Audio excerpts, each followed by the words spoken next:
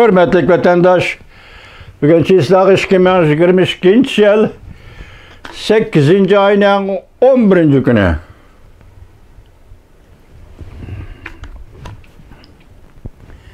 Yukarıda leksiyonu körüp ettik.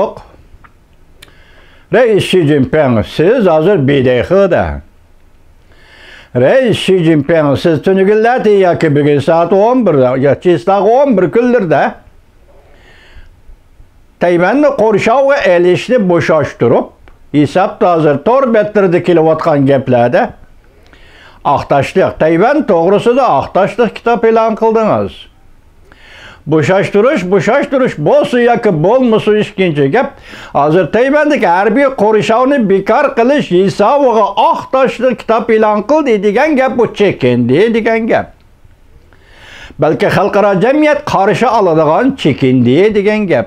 Eğer muş çekiniş raslı buludığan bolsa Tayvan boğazdaki vaziyetini ciddileştirişten yangan bolsanız ve bunu da yaltaygan bolsanız veya ki bunun zarureti yok işkenligini his kılgan bolsanız Reis Xi Jinping elbette bütün dünya karşı alıdı ama Amerika Koşmuş Ştatları karşı alıdı. Ben oylayman ki sizden çekingenliginizin ispatı ahtaşlık kitapını ilan kılganlığınız. Bu kitapta Tayvan doğrusu ne mi değildi bu bizge tonuş. 70 yıldan beri sözlenip kilovatkan gep ya da kayta eğizge almayımız onu. Bırak her bir halet Tayvan etrafında endi ahtaşlık kitapının ilan kılınışı bu çekingenlik bu. Delmişindak ciddi vaziyet kıstap gelgen bidayı ışığını. Bidayı ışığını Tayvan'ı koruşaşı kandak karaş gerek, kandak muamele kılış gerek. Bu mesele ciddi muhakeme kılındığın tak bu muhakemenin ayığı düşmeyi durup ya bir neticeye kelmeyi durup bidayı ışığını taşlap ya ki ayaklaştırıp mı değil? Tuyuksuz da Arabistan'ı, Saudi Arabistan'ı ziyaret kılışınız sebep bulgan amillar nemedir Reis Xi Jinping? Nemege ciddileşip kaldınız Reis Xi Jinping? Nemege aldırıp kaldınız Reis Xi Jinping? Yakında radyoda anlasam Türkiye'nin tekşürüş ümmigi yaki ziyaret ümmigi Uyguristan'a ziyaret ki baradığı dep anladım. Türkiye ile Uygur'un oturusu da kerindaşlık münasebet var. Türkiye Müslüman devleti. Hazır Türk halkı Uygur halkını kollap geldi. 99% Türk halkı Uygur halkını kollap geldi.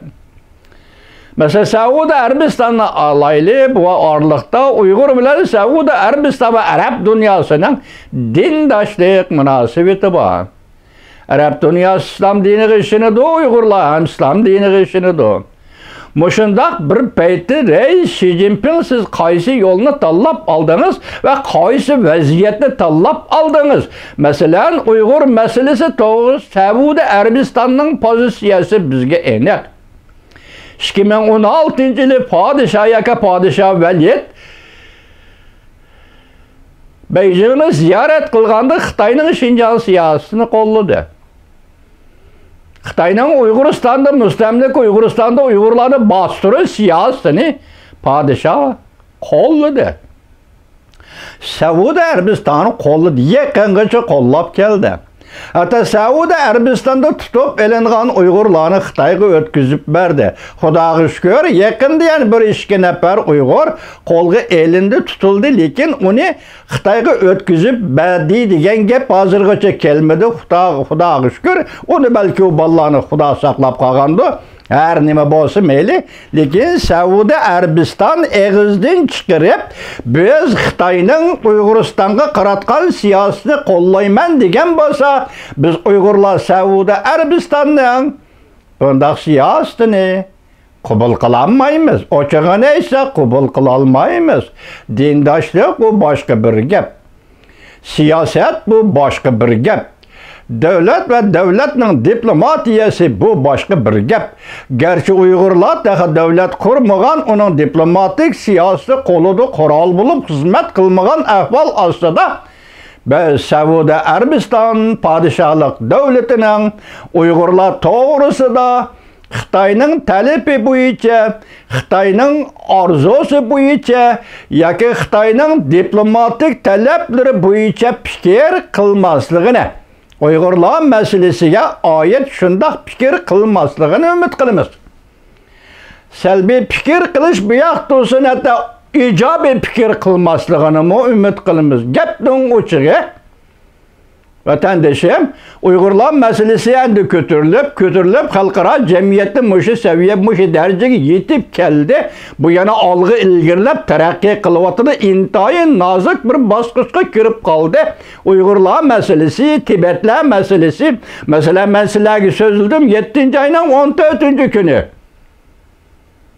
Ladakh 25 kilometr Hindistan kayniga çekindi, Jungu kayniga çekindi. Ladakh rayoniga Tibetlarga taalluq Tibetlar qismiga, Tibetlar rayoniga taalluq qismi ozod bo'ldi. Hesapta azat bo'ldi. Biz shunda söylüşümüz kerak edi. 7. ayının 14. gün daldalaylanma şu azat bo'lgan Ladakh rayonini ko'zdan kechirdi vatandaşım.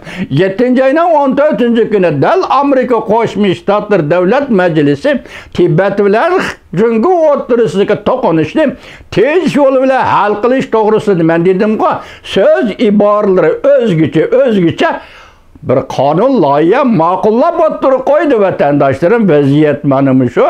Şuna Reis Xi Jinping, siz shunday ahvolda 7. ayının 1. kunidan 14. kunigacha mustamlika Uyg'uristonni ziyorat qildingiz. Undan keyin kishilarni biz Tayvanning ishi deb shu yoqqa qo'yib turaylik. Bugun sizni Saudiya Arabistonga elib kelayotgan ish omil, xalqaro omil nima? Diplomatik omil nima? Davlatlararo munosabatga bog'liq omil zodi nima Reis Xi Jinping? Biz sizge bu sualı koyalmayız elbette şundak. Siz hazır sizin ixtiyorinizdeki işler bu. Mesela müstemlikine kandak bastırış ve onu kandak ceza lagırı elip giriş ve müstemlikede dini İslam'la kandak çekleş, bu tamam sizin ixtiyorinizdeki iş. Siz hazır Suudi Arabistan hem İslam dininin müteveri ya ki İslam dininin söz kılıvıçısı desem buladı mesela. İslam dini hakaretke uçurursa söz kılıvıçı devlet Suudi Arabistan'a geldiniz degen gap maksat nimedi? Reis Xi Jinping sizden şunu sorğum kelyapti, bana cevap vermeysiz go. Biroq men vatandaşlarımga vaziyat jiddiligi, vaziyat taxirsizligi to'g'risida Uyg'ur qarindoshlarımga so'zlab o'taman. Sizni Suudi Arabistan'a elib keladigan mushundaq vaziyat taqozolig'i nima? Hazır siz chet elga chiqadigan yerde emas Reis Xi Jinping. BDX'de yig'in oxirlashmadi Reis Xi Jinping. 20. qurultayda Reis Xi Jinping saylanmamdi, ko'rsatmamdi, hozir tor betda xilma-xil gap. Lekin bu vaziyat oxirlashmadi Reis Xi Jinping. Sizni zada nima majbur qildi? Tuyuqsizlar. 2-3 yildan beri chet elga chiqib boqmagan Reis Xi Jinping bugün tuyuqsizdi Suudi Arabistonga ziyoratga. Nima shunda taxirsizlik bilan ziyorat chiqdingiz Reis Xi Jinping? Biz bu qatam endi nozik davrga kirib kelganda mayli davlatlar munosabati, mayli xalqaralashgan Uyg'uriston masalasi nozik davrga kirib kelganda birinchi umidimiz Reis Xi Jinping Suudi Arabiston bilan Uyg'ur masalasi to'g'risida muhokama elib bormisiniz? Yoki Suudi bilan Cumhuriyet Halk Cumhuriyeti o'rtasida munosabatlar doirasiga Uyg'uriston degan bu kalima, bu mavzuni elib kirmisiniz? Reis Xi Jinping sizdan biz shuni o'tirib so'raymiz. Hem şundaqlı Suudi Arabiston padişahlığının Uygur to'g'risida gap qilmasligini, Uygurlarning jazo lageri bo'lsin, boshqa bo'lsin, mayli ijobiy bo'lsin, mayli salbiy bo'lsin, Suudi Arabistonning gap qilmasligini, Uygurlar to'g'risida ifoda bildirmasligini umid qilamiz. Yeter endi. Shunchalik bo'ldi, yeter endi. Yeter endi. Hazır, muşundaq bir ciddi paytda zaten nima sabab? Sizin Suudi Arabistonga olib kelyapti Reis Xi Jinping. Hazır yakında Türkiye'nin vekiller ümüge Uyguristan'a ziyaret kilidiyken yoki nimada o qandaqda bir ish bilan ziyorat qiladigan degan gap yana o'ttirg'i chiqdi. Burun o'ttirg'i chiqqani to'xtab qoldi.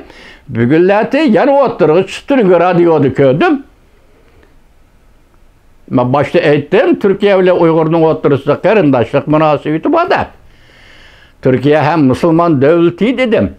Mushundaq ahvol ostida Cumhuriyet Halk Cumhuriyeti hukumati Uyg'ur masalasi to'g'risida yana ikkinchi bir musulmon davlatiga yoki uchinchi bir musulmon davlatiga iltijo qilmang, iltimos qilmang Rais Xi Jinping, ziddiyatlarni murakkablashtirmang, voqeani kengaytmang Rais Xi Jinping. Kishilarga aytqili bo'lmaydigan sirlaringizni, maqsadlaringizni harakat bilan ifodalab avor bo'lmang. Rais Xi Jinping hozir Uyg'uriston masalasi xalqaro jamiyatda Amerika Qo'shma Shtatlari Davlat Majlisining qo'lidagi masala. Xalqaro jamiyatda Amerika Qo'shma Shtatlari Davlat Majlisi va G'arb dunyosining qo'lidagi masala.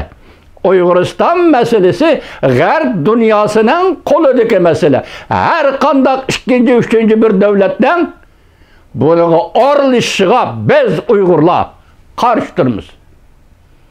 Uyg'uriston masalasiga har qanday 3-4 davlatning aralashishiga biz Uyg'urlar qarshi turamiz. Men boshda aytdim, Uyg'uriston masalasi Amerika Qo'shma Shtatlarining Davlat Majlisining qo'lidagi masala. Uyg'uriston masalasi Birlashgan Davlatlar Tashkiloti Kishilik huquq komitetining qo'lidagi masala. Uyg'uriston masalasi takrorladim, G'arb dunyosining qo'lidagi masala. Shunga Uyg'uriston masalasiga 4-chi, 3-chi, 5-chi davlatning aralashishini va bu to'g'rida gap qilishini biz Uyg'ur xalqi rad qilamiz, qabul qilmaymiz.